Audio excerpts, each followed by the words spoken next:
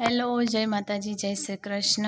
આજની વાર્તા શરૂ કરીએ પહેલાં વિડીયો ગમે તો લાઈક અને શેર કરી દેજો। ચેનલ ઉપર જો તમે નવા હોય તો ચેનલને સબસ્ક્રાઈબ કરી દેજો। તો ચલો શરૂ કરીએ આજની વાર્તા। કાગડા બધે કાળા જ હોય। મુકેશ, તમારી ટ્રાન્સફર વિદ્યાનગર કરમસદ વિભાગમાં કરવામાં આવે છે। તમારો જ વતનનો વિસ્તાર છે, એટલે તમારી ઓળખાણનો લાભ લઈ કંપનીની દવાઓ વધારે વેચાશે એવી ધારણા છે। તેના સાહેબે ઓફિસમાં બોલાવી ટ્રાન્સફર ઓર્ડર મુકેશના હાથમાં પકડાવ્યો। ન્યૂકેર ફાર્મા કંપનીમાં મુકેશ અમદાવાદ ખાતે છેલ્લા 3 વર્ષથી નોકરી કરતો હતો। ગ્રેજ્યુએટ થઈને તેણે નોકરી માટે બહુ કોશિશો કરી। છેવટે 6 મહિના બાદ તેને મેડિકલ રિપ્રેઝેન્ટેટિવ તરીકે નોકરી મળી હતી। આખો દિવસ રઝળપાટ કરી વિવિધ ડૉક્ટરોને મળી તેની પ્રોડક્ટનું વેચાણ વધારવા તે બહુ કોશિશો કરતો, પણ તેની દવાની કંપની નવી જ હોવાથી તેના વેચાણ માટેના ગોલ પૂરા જ થતા નહોતા। નોકરીની શરૂઆત જ હોવાથી પગાર ટૂંકો હતો। તેના ટાર્ગેટ પૂરા થતા ન હોવાથી વધારાનું ઇન્સેન્ટિવ મળતું નહીં। હજુ 6 મહિના પહેલાં જ તેના લગ્ન મંજુલા સાથે મા બાપની ગોઠવણીથી સંપન્ન થયા હતા। વધતી મોંઘવારી અને જરૂરિયાતોથી મંજુલાની દરરોજની ડિમાન્ડ પૂરી થતી જ નહીં।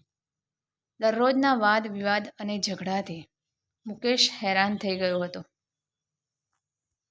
દર રવિવારે સાંજે તો બહાર ફરવા અને હોટેલમાં લઈ જાઓ। મંજુલાએ ગરમ થઈ કહ્યું, ડિયર, હજુ મારો પગાર ટૂંકો છે। દર રવિવારે સાંજે હોટલનું ડિનર પોસાય તેમ નથી। તમે દર વખતે એક જ બહાનું કાઢો છો, કહીને મંજુલા મોં ફેરવીને સૂઈ ગઈ। મુકેશનો રોમાન્સ કરવાનો મૂડ જ મરી ગયો। બીજે દિવસે બંને તેના સ્કૂટર પર શોપિંગમાં ગયા હતા ને રસ્તામાં સ્કૂટર ઊભું રહી ગયું। તડકામાં ધક્કા મારવાના આવતા મંજુલા તાડૂકી, હવે તો આ સેકન્ડ હેન્ડ ઠાઠિયું સ્કૂટર બદલો। મંજુ, હજુ સગવડ થઈ નથી, 3-4 મહિના રાહ જોવી પડશે, મુકેશ સમજાવતા બોલ્યો। બસ, તમારે તો પૈસાની જ કમી બતાવીને છટકી જવાનું, મંજુલાએ ગુસ્સે થઈ કહ્યું। મંજુલા, મોંઘવારી તો જો, ખાવા પીવા અને ભાડામાં જ આખો પગાર વપરાઈ જાય છે, પછી શું કરું, મુકેશ કરગરતા બોલ્યો।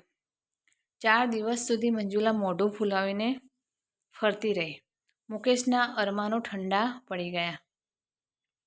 સાહેબે મુકેશને આણંદ ટ્રાન્સફરનો ઓર્ડર આપ્યો અને મુકેશે વતનના ગામમાં જવા મળશે ના વિચારે ખુશ થઈ ગયો। તે બાળપણના વિચારોમાં સરી પડ્યો। વાહ, કેવા મસ્ત દિવસો હતા! તેની પડોશમાં રહેતી માનુની યાદ આવતા તેનું દિલ રોમાંચથી ભરાઈ ગયું। સ્કૂલેથી આવતા જતા તે માનુની સામે જોઈ પ્રેમથી સ્મિત આપવાનું ચૂકતો નહીં। માનુની પણ તેની સામે જોઈ સ્મિત આપવાનું ચૂકતી નહીં। શાળાકીય અભ્યાસ પૂરો થતાં બંને કોલેજમાં આવી ગયા। બંનેમાં જુવાની ફૂટી રહી હતી। માનુનીના અંગોનો ઉભાર એને ખૂબસૂરત સ્ત્રી બનાવી રહ્યા હતા। પછી રાત્રે ઊંઘમાં સપનામાં પણ તેને માનુની દેખાવા લાગી।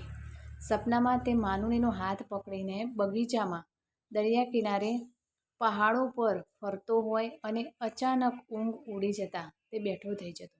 સવારે કોલેજ જતાં તે માનુનીનો હાથ પકડીને આઈ લવ યુ કહેશે અને પ્યારનો ઇઝહાર કરશે તેમ વિચારતો, પણ કોણ જાણે કેમ તે સામે મળતાં જ મુકેશ ઠંડો પડી જતો। તેના દિલની ધડકનો તેજ થઈ જતી। અંદરથી ધડધડ અવાજ આવતા પણ તે માનુને કહેવાની હિંમત ન જુટાવી શક્યો। સમયને જતાં ક્યાં વાર લાગે છે? મુકેશ ગ્રેજ્યુએટ થઈ જતાં તેણે નોકરીની શોધ ચાલુ કરી, પણ એમ ક્યાં નોકરી મળે? જ્યાં સુધી પોતે કમાતો ન થાય ત્યાં સુધી માનુનીને શું કહે? પોતે બેકાર છે એ વાત ખબર પડે તો માનુનીના ઘરમાં તેની શું ઇજ્જત રહે?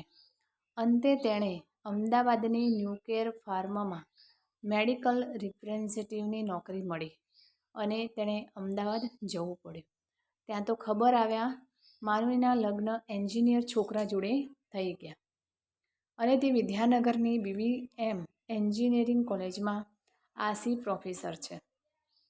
મુકેશને આ સાંભળી જોરદાર ધક્કો લાગ્યો. પણ શું થાય, નસીબમાં માનુની નહીં હોય તેમ મન મનાવ્યું અને તેના લગ્ન પણ 2 મહિના પછી મંજુલા સાથે થયા. 12 ધોરણ પાસ મંજુલા સામાન્ય દેખાવની પણ મહત્વાકાંક્ષી મહિલા હતી. તેને તો મનમાં સુંદર બંગલો, ગાડી અને હીરાના દાગીના જ રમતા રહેતા. તેથી આખો દિવસ પતિ મુકેશને ઠપકાર્યા કરીને ઝઘડો જ કરતી. મુકેશ મનમાં માનુનીના આકર્ષક દેખાવ, ઠસ્સો અને રૂપને બ્રાન્ડેડ દવા સાથે સરખાવતો, જ્યારે માનુની સાવ દેશી, સામાન્ય જનરિક દવા જેવી લાગતી. મુકેશે તેના મિત્ર પાસેથી માનુનીના ઘરનું વિદ્યાનગરનું એડ્રેસ લઈ લીધું. સાંજ પડી ગઈ હતી. તે શોધતો પહોંચી ગયો માનુનીના ઘેર. બારી ખુલ્લી હતી. તે બારી પાસે છુપાઈ માનુની અને તેના પતિ મેહુલની વાતો સાંભળવા લાગ્યો. મેહુલ શું આમ સ્કૂટર પર આવે છે?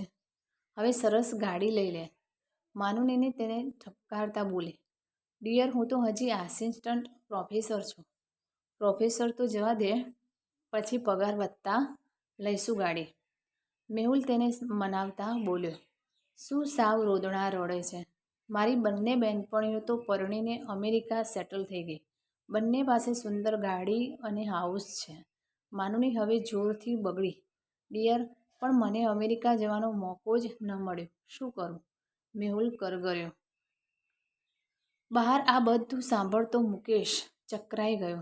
અરે, આ માનુનીની પણ તેના પ્રોફેસર પતિનો પગાર આટલો બધો હોવા છતાં દબડાવે છે. તે ધીમેથી સરકી ગયો. હવે તેને મંજુલા અને માનુનીમાં કોઈ ફરક જણાતો ન હતો. ત્યાં તેના મિત્ર અશોકનો મોબાઈલ આવ્યો. દોસ્ત મુકેશ, કેમ છે? મજામાં. હા, હું મજામાં. મારી ટ્રાન્સફર અમદાવાદથી આણંદ હેડક્વાર્ટરમાં થઈ છે.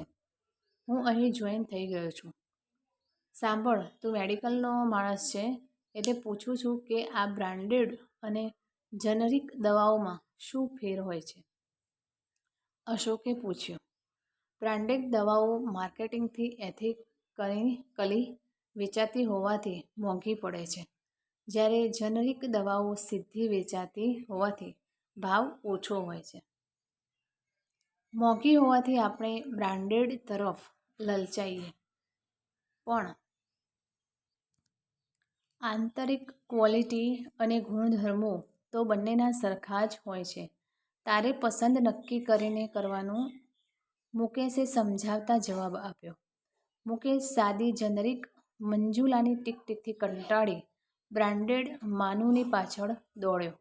પણ અંદરથી તો બંનેના સ્ત્રી અને પત્ની તરીકેના ગુણધર્મો અને ટીક સરખા જ હતા. તે મનમાં બબડ્યો. કાગડા બધે કાળા જ હોય. Last stroke. જે મળ્યું નથી તે પામવા મન બેચેન બની રઘવાટ કરે. નજીક જતાં ખબર પડે કે જે મળ્યું છે તે નથી મળ્યું એના કરતાં સારું છે. તો પછી નથી મળ્યું એના માટે બેચેની અને રઘવાટ શા માટે?